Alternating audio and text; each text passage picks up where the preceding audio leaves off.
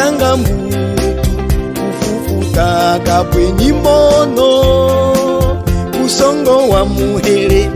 bana akunga ufumane kwa mwilu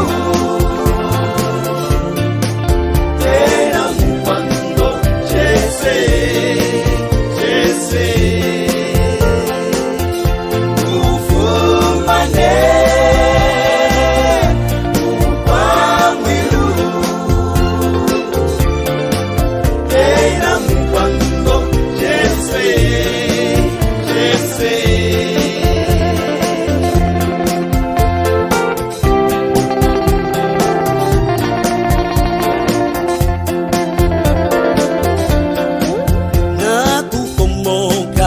Achikomokeso chino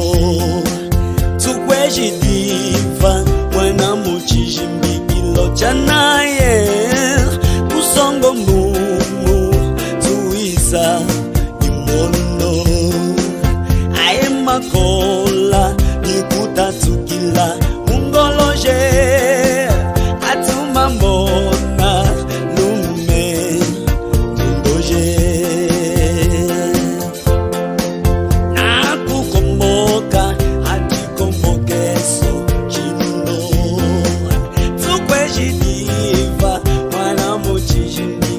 chanaye kusongo mumu tuiza imono aye makola nikutatukila mungoloje atuma mona lume tundoje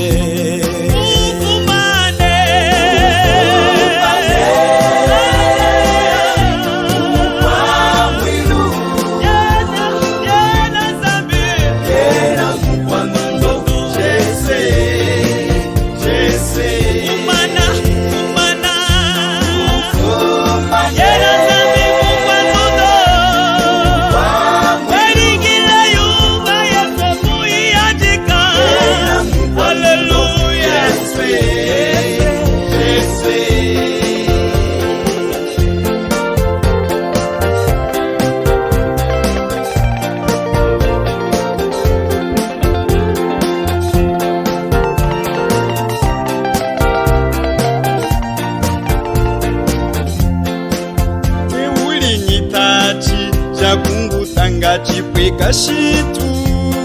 chipwe mutondo